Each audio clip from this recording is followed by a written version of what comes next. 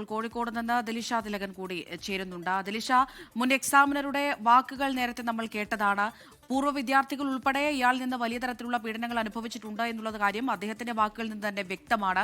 അപ്പോഴൊന്നും ഇവർ പരാതിപ്പെട്ടിട്ടില്ല എന്നാണോ? അങ്ങനെ ആരെങ്കിലും തന്നെ പരാതിപ്പെടാൻ മുതിർന്നിട്ടുണ്ടെങ്കിൽ ഇയാളുടെ ഭാഗത്ത് നിന്ന് മറ്റെന്തെങ്കിലും ചെയ്തികളോ പ്രവൃത്തികളോ ഉണ്ടായിട്ടുണ്ട് എന്നാണോ ഈ മുൻ എക്സാമിനർ പറയുന്നത്?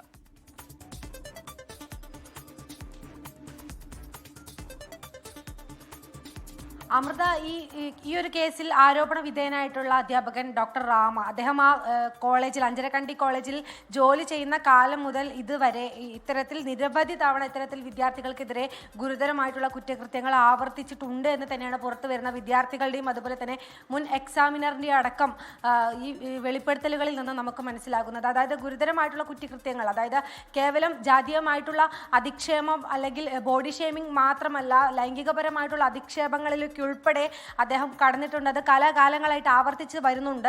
വിദ്യാർത്ഥികൾക്ക് അധികവും ഇത് മാനേജ്മെന്റിന്റെ മുൻപിൽ ചെന്ന് പരാതി പറയാൻ അവർക്ക് ഭയക്കുന്നതിന് പ്രത്യേകിച്ച് കാരണവുമുണ്ട്. കാരണം അവരുടെ ഭാവി തന്നെ ഇല്ലാതാക്കുന്ന തരത്തിലേക്കുള്ള നടപടികൾ അത് ഈ അധ്യാപകനായാലും മാനേജ്മെന്റ് ആയാലും ചെയ്യുന്നു എന്നുള്ളതാണ്. നേരത്തെയും കുട്ടികൾക്ക് ഇത്തരത്തിലുള്ള അതിക്രമങ്ങൾക്ക് ഇരയാകേണ്ടി വന്നിട്ടുണ്ട്. അതിൽ പൂർവ്വ വിദ്യാർത്ഥികളുമുണ്ട്.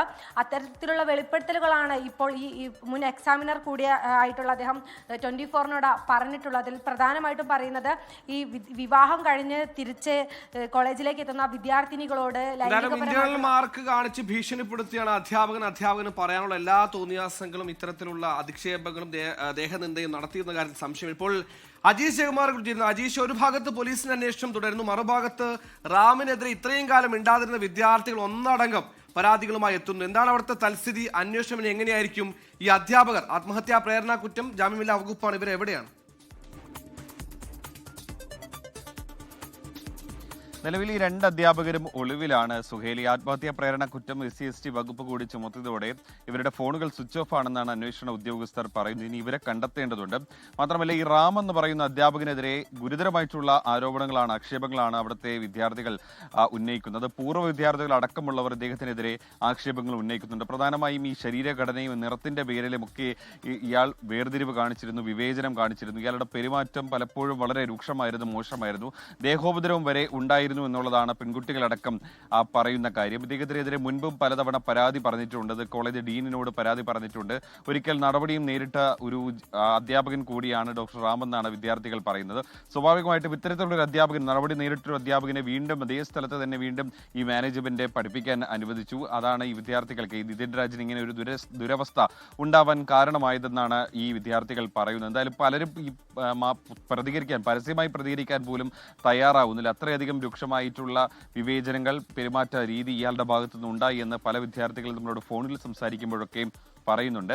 മറ്റൊരു പ്രധാനപ്പെട്ട കാര്യം പോലീസ് അന്വേഷിക്കുന്നത് ഈ ലോൺ ആപ്പുമായി ബന്ധപ്പെട്ട കാര്യമാണ്. ഈ നിതിൻ രാജ് 15,000 രൂപ വായ്പ എടുത്തിരുന്നു. ഇത് മുടങ്ങിയ സമയത്ത് അവിടുത്തെ ഒരു അധ്യാപിക, ലത എന്ന പേരുള്ള ഒരു അധ്യാപികയുടെ ഫോണിലേക്കാണ് നിരന്തരം ഈ ലോൺ ആപ്പുകാർ ഫോണിൽ വിളിച്ച് ഭീഷണിപ്പെടുത്തിയത്. ഇവരുടെ ഫോൺ ഒരു സമയത്ത് ഹാക്ക് വരെ ചെയ്തിരുന്നു. അതും ഇപ്പോൾ അന്വേഷണ വിധേയമാണ്. സൈബർ സെല്ലാണ് ഇത് പ്രത്യേകമായി അന്വേഷിക്കുന്നത്. എന്നാലും വലിയ പ്രതിഷേധം വിഷയവുമായി ബന്ധപ്പെട്ട് അരങ്ങേറുന്നുണ്ട്. അതിനിടയിലാണ് നിതിന്റെ വീട്ടിലെത്തി അന്വേഷണ സംഘം മൊഴിയെടുക്കുന്നത്. വലിയ ആരോപണങ്ങൾ അവർ ഉന്നയിക്കുന്നുണ്ട്. അതിനിടയിൽ വിദ്യാർത്ഥികളുടെയും മുൻ എക്സാമിനറുടെയും ഒക്കെ തന്നെ കൂടുതൽ വെളിപ്പെടുത്തലുകൾ ഈ ഡോക്ടർ റാമിനെതിരെ മുന്നോട്ട് വരുന്നുമുണ്ട്. വിവരങ്ങളാണ് അജീഷ് ജയകുമാർ കണ്ണൂരിൽ നിന്ന് നൽകിയത്.